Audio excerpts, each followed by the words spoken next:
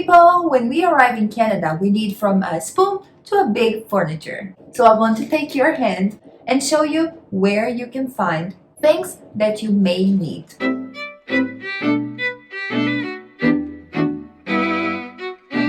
Hi, I'm Prila and I want to welcome you to this video that's like Toronto 101. This is the last video of a series of 5 that I will share a manual. How is life here in Toronto? I will give you some lists and you can make notes. And when you get here, or if you are already here, you can prove this list and share a little bit more with me that I'm still, learning. But I think that's good knowing something and sharing with others. So first of all, we have big supermarkets and we have small supermarkets and even convenience stores. Big supermarkets you can find independent, no frills, food basics, Loblaws, Metro, Cotsco, Wallmart, Sobeys, Highland Farms, and more. These are the main ones you will find here in Toronto. About the convenience store, something that's very interesting about them is that they are usually open like for 24 hours or for extended hours, different from big supermarkets sometimes. There is even a famous one, King's Convenience. This one is the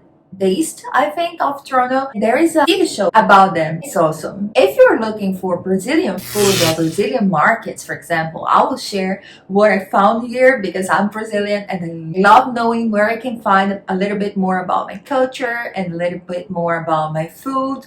And be aware that not only Brazilian supermarkets, but sometimes on Portuguese and other like Arabic supermarkets, you will find some products from Brazil. And then we have places that they sell food, like Brazilian food, and they sell also Brazilian products. One of them is Girl from Ipanema, Padaria Toronto, very famous, Rio 40 Graus, Brazilia Stone, Brazilian Choice, Rui Gomes, Tavora, Brazilia Market, and nosso, Talho. Again, if you know another one, please share here with me, okay? And now that you know where you can go to shop for food, let's talk about bedding. Sometimes you get to a place and you don't know where you can find a nice pillowcase or a bedding in general, right? So as your old sister, I want to share this tip with you.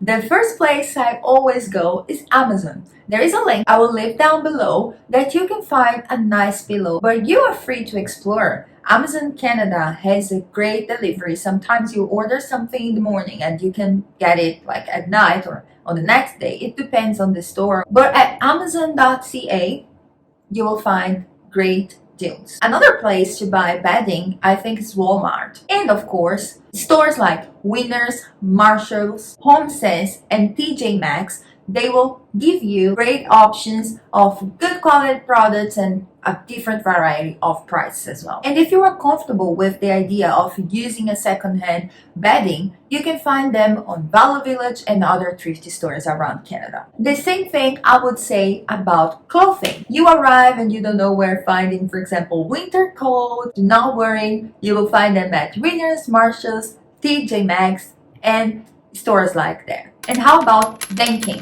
You arrive in the country and one of the first things every immigrant needs here in Canada is a bank. There are some that are like more immigrant friendly. If you are a newcomer, you may understand that sometimes it's a struggle. You have to prove lots of paperwork to open a bank account.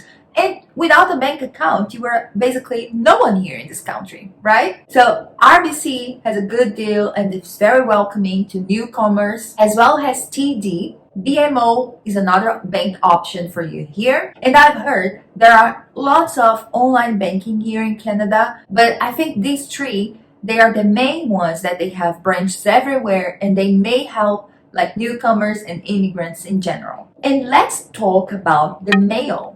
Arriving here in Canada, you will probably need at least once in your life, go and drop something at the mail or even pick up something at the mail. I don't know why, but Canadians, they like to solve things by letters. And yeah, you probably need to go and buy some stamps from time to time. Canada Post is usually the place you will find the mail place. And usually, they are inside a pharmacy called Shoppers. If you have got a new information so far, please give us your like, subscribe if you didn't yet, leave your comment down below, and share with your friends, okay? Because now we are going to talk about internet. There are some companies better than others in every single place, country, state, you name it. Here in Toronto, Fido and Rogers are the best companies you will find. Data, calls, messages, and more. These I'm talking about 2022. So far, Rogers and Fido are the best ones. How about insurance? Coming here, you will need health insurance, travel insurance, and more insurance. In Canada, you have to have insurance. If you're coming as an immigrant, you will need the health insurance for the first month or couple of months you are here. And this health insurance comes usually with a luggage insurance, and you can call it more like travel insurance, right? And then you rent a place or you buy your own house or flat or whatever, and you will need a home insurance. Then eventually, if you buy a car, you have to have your car insurance. For all of this, I will tell about the one I had, and it was like one of the best, that is Allianz. And if you have an emergency, you have to call 911. Every country basically has a different number you should call, but here in Canada is 911. And then if you really need to go to somewhere, you're not feeling good or something like that, you can just go on Google Maps and search for the nearest hospital.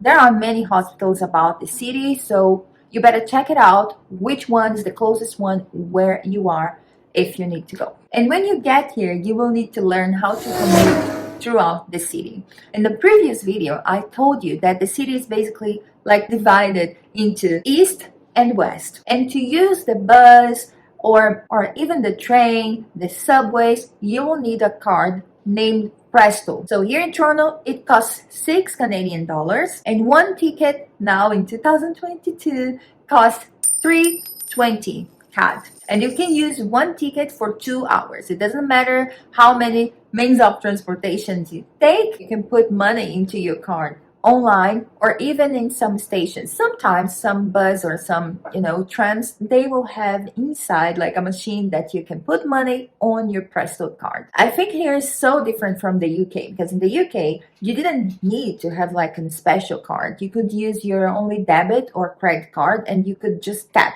Here we have the tapping payment, but not for like means of transportation. And I think that's it. Let me know in the comments below if I missed something. Let me know also about your thoughts. Thanks for watching. I hope from the bottom of my heart that I have somehow helped you.